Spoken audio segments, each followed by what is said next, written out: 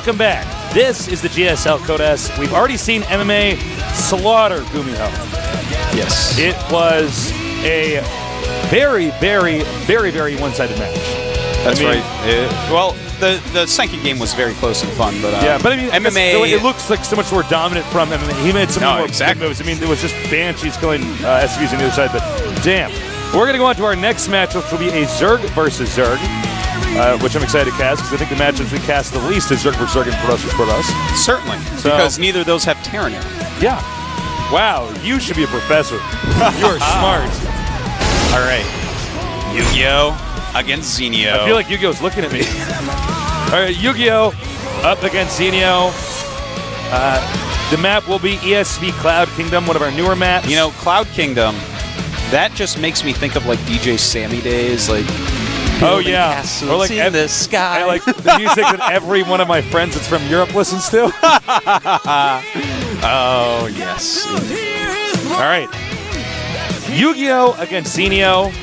It's going to be. I actually can't call this one. I have no idea who wins this. You know, it's a hard one, man. This is actually it's a hard one to call. You're right about that.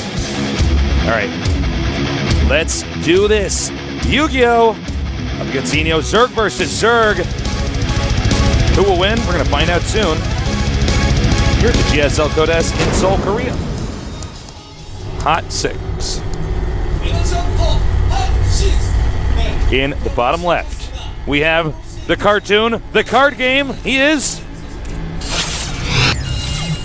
Flair's Yu-Gi-Oh! The card game. I think there's a movie. Now we got the nerd. The incarnate nerd of Yu-Gi-Oh! I thought that was John. Well, that's what he's trying to do. Now, in the upper right, we have his opponent from the Team Liquid, from TeamLiquid.net. He is Liquid Zenio. Liquid Zenio. Zenio, by the way, as we see there, going for the quick 10 pull. Uh-oh. It's 10 pulling, Tasteless. Pulling on 10. Pulling on 10. Not playing 8-ball. No. On a pool table. Playing 10 drone pool. You know, yesterday, Jeff from Sense of StarCraft, he went out and he interviewed Nestea. He was in, and I just learned an amazing Nestea fact. What? Because he went out to dinner with Nestea. Yeah. Did you know Nestea is really into pool?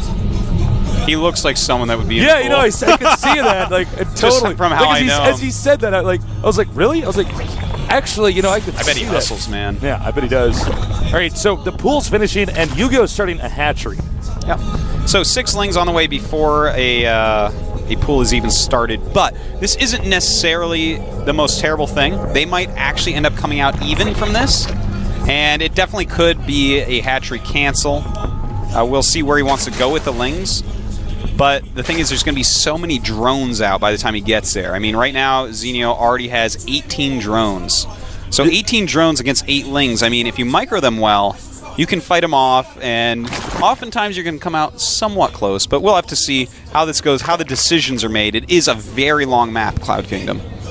Yeah, I mean, it'll all come down to control. It's not as easy as you think it is to kill all those drones with the Zerglings. Yeah. Especially when you get to this level. Really matters the highest Grandmasters players, basically.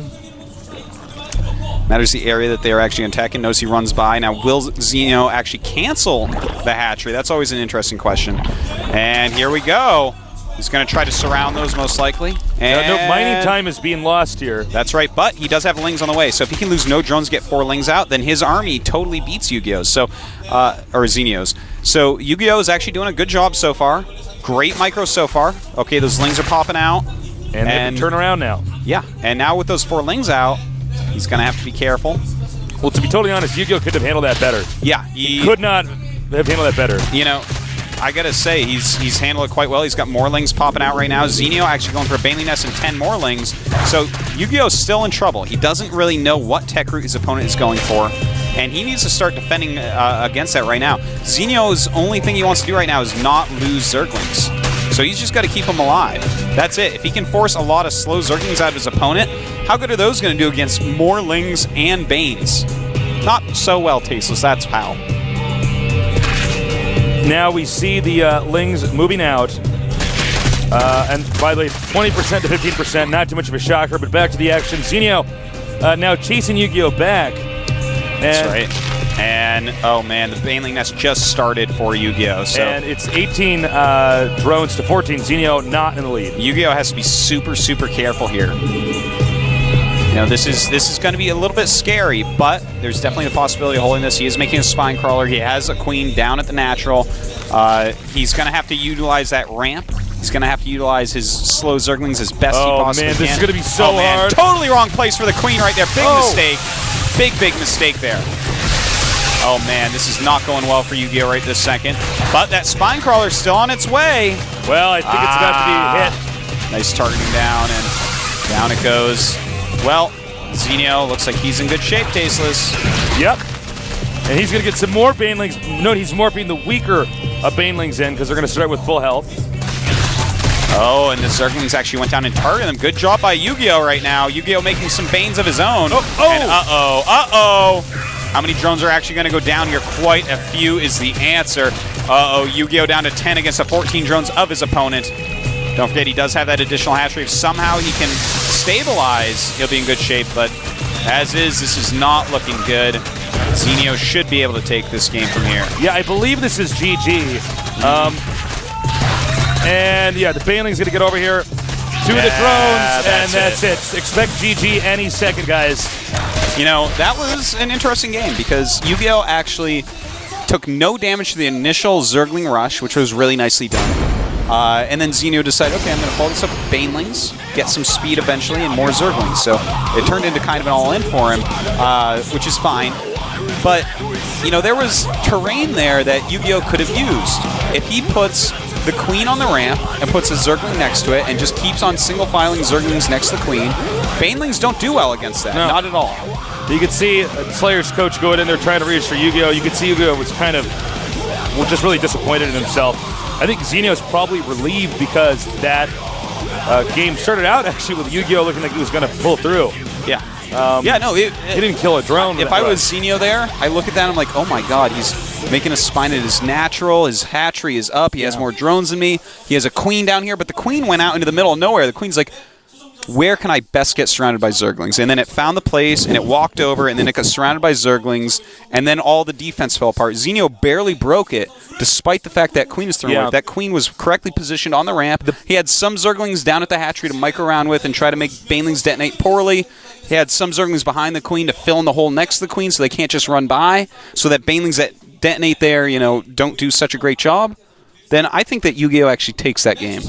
All he needs to do is get some spines up, man. It's so important, as you said, to position perfectly when Banelings are coming at you. The spine was in a good spot. The spine was in a great spot. Yeah, sure. The queen needed to be somewhere else defended. The queen, you want it to tank some damage, but not die. And ideally, you keep all the Zerglings alive. So, this is going to bring us into game number 2. Yu-Gi-Oh! Hopefully, he'll play a better game. I wouldn't mind seeing a ZVZ go into the mid-game. Or because I'm still fascinated by that matchup. Oh yeah. I love longer ZVZs, especially ones where at least one player goes muta. Yeah, I have a great time watching those. But anyways, it's going to be Daybreak. Definitely could be one of those, Tasteless. All right, Daybreak, a map that Zergs love. But what do you do when it's a Zerg versus Zerg on this map? It'll probably be a longer macro game unless somebody really fumbles it early on.